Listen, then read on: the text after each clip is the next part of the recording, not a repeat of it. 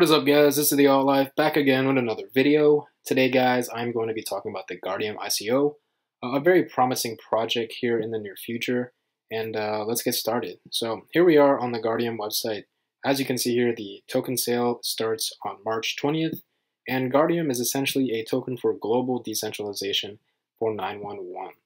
We still have quite a while until the public token sale there, but I'm just going to be giving you guys a quick overview of what Guardium is and what they're trying to solve here in the emergency response industry. So here we are. Guardium is a token for a new global public safety utility.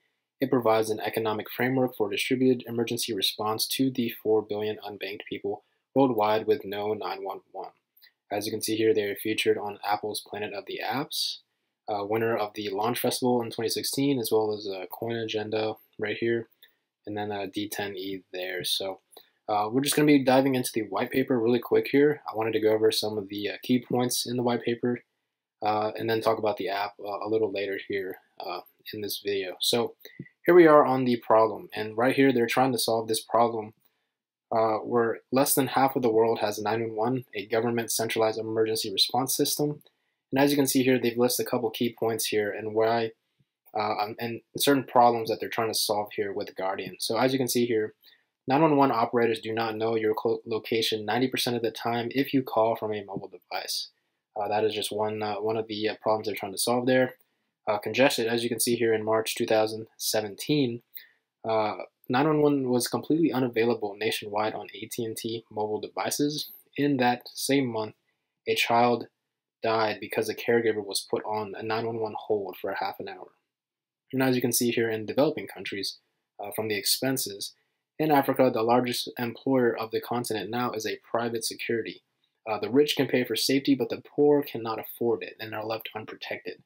As you can see here as well, corruption in India, it is common for victims of sexual assault to be assaulted yet again by the very police they call for help. And then same here in lawlessness.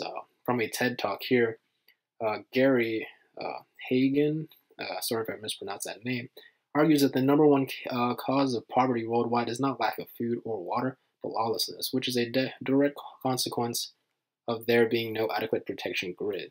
You know, some of these are the key problems that 911 can't currently solve, and I think Guardium is definitely going to be geared towards more or less the smaller issues, the more niche issues that you necessarily wouldn't call 911 for, such as an elderly person that might be a friend or family member of yours that slips and falls. It is probably more beneficial that you were to help them yourself than for them to call 911 every single time this happens. And most of the time, it might be a situation where they would not be able to call 911 if they were to fall or slip, and it's most likely that they would need their friends and family to watch them at that particular moment. So that's going to be one example for the use case of Guardium.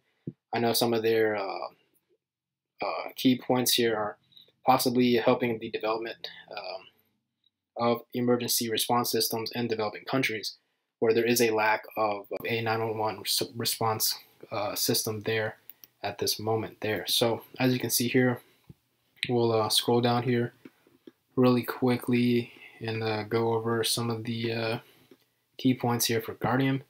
So as you can see here, they're definitely developing a blockchain for Guardium, and one issue there that they're trying to solve with this blockchain is trust. And as you can see here, any solution seeking to decentralize the delivery of emergency services must solve the much larger problem of trust. Despite the wide availability of potentially helpful, proximal, and available responders, the responses of those individuals may be ineffective or, in worst case, malicious. Now we enter the blockchain technologies. The blockchain can be used to solve problems like identifying and compensating reputable providers of emergency service.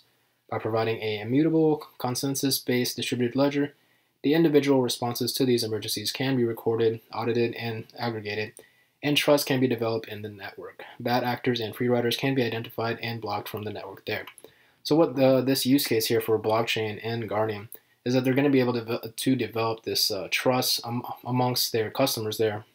So when they're using the application, they know whether they're going to be protected in a particular area when they're not necessarily around friends or family.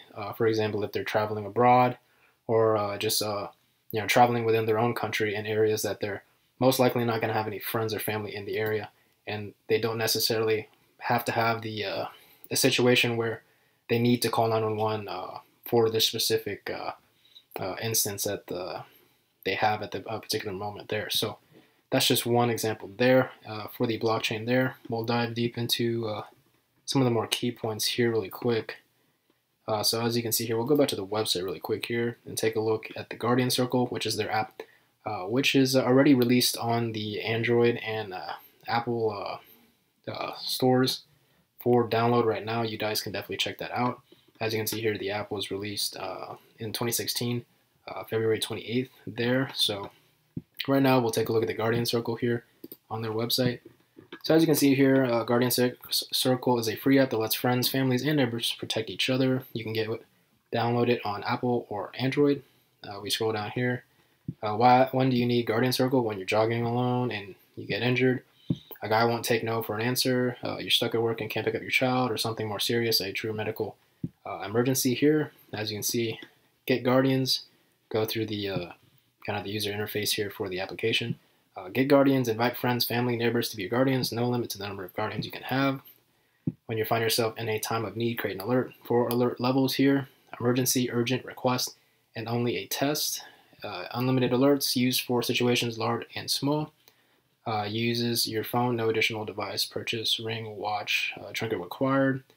And then you have access to the Guardian Circle, which organizes your response teams. Your Guardians get an immediate alert notification. Guardians click and enter an alert room. Everyone's location is shared in the group chat, and they are able to make a plan to help you. So this is just a quick summary of the user interface here for the app. As I said, this is available for Android and Apple devices as of now, which is definitely a unique use case there for ICOs in the cryptocurrency space. Most ICOs, as you can see here, don't necessarily have a minimal viable product, which is something that I'm definitely looking for when investing in an ICO. As you can see here, Guardian has already launched a product here, which is already on Android and Apple devices. So definitely they're already testing that this is a proven problem that needs to be solved, and already has implemented a solution there. And now it just needs a blockchain to take it to the next level there for Guardian. So we'll dive deep into the white paper yet again here. Key points, app release. As stated, it's Alexa. It's also available on Alexa voice app as well. Winner of the Launch Festival, world's largest startup there in Silicon Valley. Planet of as well, partnerships. Currently have a lot of partnerships with international organizations that are targeted to yield a distribution of 50 million users in the developing world in 2018. They have the target of 400 million by 2022. And as well, they have this, their API, which allows a lot of people to use other devices that can be easily paired to the Guardian infrastructure there. So we'll go take a look at that in just a quick moment there. So right here, same thing as before, as stated on the website. User experience here. As you can see here, just a snippet of what the app looks like. Right there, you'll have your guardians, your friends, your families, as well as other trusted guardians in your circle. They're definitely within the region to help you. In 30 seconds or less, everyone knows where everyone else is, and everyone can communicate, and they can come up with a plan to help you there. So this is your standard 911 response. Today, someone's asking for help, and then the person on the other side is saying, where are you calling from, as they do not know your location. Guardian definitely helps this by having your friends and family, as well as other guardians in the area, available for any emergency that may happen for you and any individual. So this is definitely an upgrade to the current response system that we have right now. And this is in developing countries. Keep in mind that this use case is probably more important in third world countries where there's a lack of infrastructure there for emergency responses.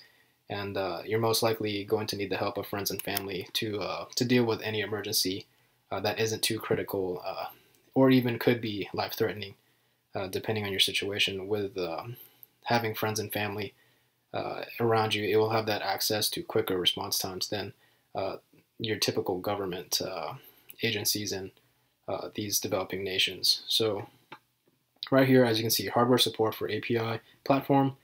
The Guardian Circle has created an open API that allows anyone to pair their hardware or application with a specific Guardian Circle. You have these alert systems here that they're going to be potentially pursuing. Some panic button jewelry, cell phone data, Internet of Things, panic button, voice through Amazon Alexa, Google Home, in-car voice, OnStar Alexa, passive alert generation, fall detection, regular heartbeat detection, which are some of this is really good technology that can be built into other hardware that could definitely be used as a tool to help watch over any incident that could possibly happen for anyone there. So that's going to be one thing there for API. And then we scroll down here.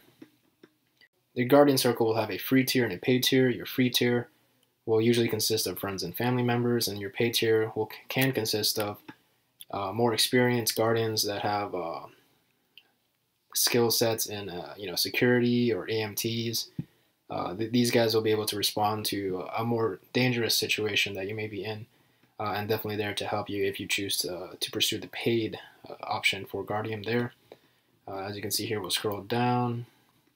One good thing here with the blockchain for Guardium is when you subscribe to a paid Guardium, the subscription represents a smart contract, which can be used between you and your Guardian. And right here it says, if the contract may state that in return for your Guardian every month, the paid Guardian must respond within 60 seconds to an alert generated by the Guardie. Should the Guardian fail to answer within 60 seconds, the Guardian acquired over these past 3 months on that account may be forfeited and returned to the subscriber. So this gives incentive for the Guardians to definitely come and help and assist when needed within a certain specific time period, because if they do not, they will not be compensated for their actions. And this is going to be dictated with the smart contracts within the blockchain. The smart contracts will definitely help with the reassuring security for the customers there, as they know they're going to be getting Guardians that are verified and have good ratings and are willing to help in the time required depending on the situation there. So that's going to be something that's pretty good about using a blockchain there with smart contracts. It'll definitely incentivize the Guardians to show up on time and also bring that sense of security there for the customers.